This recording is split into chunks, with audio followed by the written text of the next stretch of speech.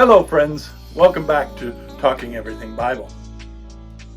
One of the most important archaeological discoveries of the 20th century occurred in Israel by the Dead Sea in 1947. A young shepherd boy was tossing stones into caves just as a game, and he struck an old clay jar. He had discovered an ancient treasure hidden in the caves of Qumran.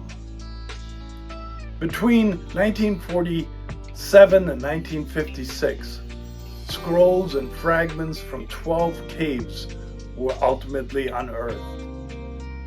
Now, known as the Dead Sea Scrolls, over 900 texts in Hebrew, Aramaic, and Greek were found, including every book of the Hebrew Bible with the exception of Esther and Nehemiah. The Dead Sea Scrolls were 1,000 years older than had been previously considered to be the oldest manuscripts of the Hebrew Bible. Now, if you have about 10 minutes, I will tell you the significance of what this discovery is to our modern English Bible. My name is Kurt, and I've been a student of the Bible for over 45 years and an ordained minister for 20 years. Am I an expert in the Bible? That's for you to decide. Do I have an open mind about it? Yes, I think I do. I will be sharing insights into the structure, makeup, authors, and history of the Bible. Not so much about its content. I invite you to read the content for yourself. Now let's get into it. Let me start by putting these findings into perspective and addressing some misunderstandings surrounding the Dead Sea Scrolls. The clay jars that contained the scrolls also contained many different writings. In addition to biblical texts, that the caves revealed many documents, letters, and scribble exercises, even songs and poetry, providing insight into the Judean desert thousands of years ago. In total, over 950 manuscripts have been uncovered to date.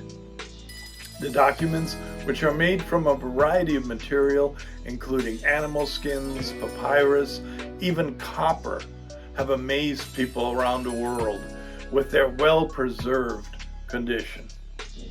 Now, due to the lack of humidity and the aridness of the Judean desert, these artifacts were able to survive for all this time, thousands of years. Many researchers believe the Essenes to be the main community responsible for the Dead Sea Scrolls, believed to have been a sort of sect of the Jews who abandoned Jerusalem when the Romans started taking over and destroying Jerusalem in about 40 to 100 years after Christ. The Essenes were afraid that the Romans were going to destroy all of Jewish culture and history, and they hid their entire library of writings in these caves. Living in a monastic community, the Essenes spent much of their time dedicating their studies without any outside distraction. The date of these manuscripts is difficult to ascertain. We know approximately when they were put in the caves. Like I said, about 40 to 100 years after Christ. However, we don't know how old these manuscripts were when they were hidden. Basically, we can conclude that these were manuscripts dated from about 1,000 years before Christ to the time of Christ himself. This would make them the oldest historic writings ever, other than the cave writings and inscriptions in architecture such as the pyramid.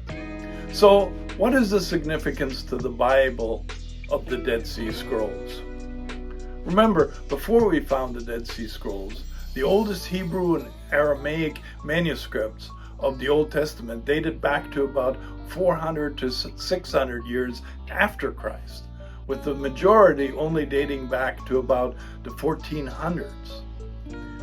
The most significant biblical implication is that when the Dead Sea Scrolls were found and studied by scholars, it turns out they almost matched word for word the newer manuscripts that we had.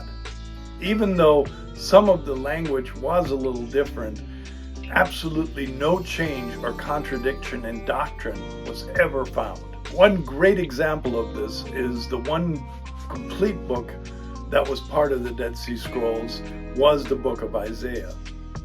Now, when they took that and compared it with an Isaiah manuscript dated around the year 1400, it turned out to be virtually identical. Friends, this proves that the passing down of Scripture from generation to generation did not result in changes and differences.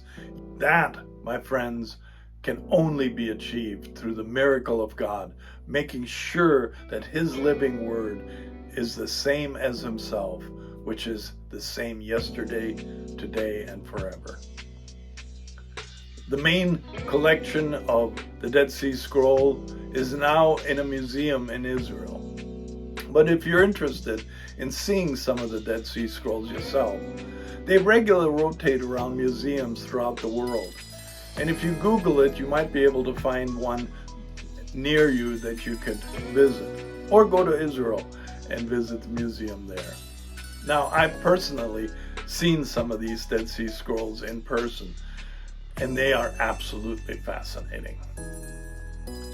Well, that concludes today's video. Thank you for watching to the end. If you'd like to see more information on the Bible, click on one of these videos. And if you would do me a favor, and please subscribe to my channel, and would like to be notified when new videos come out, press the notification bell. God bless you, and have a great rest of your day.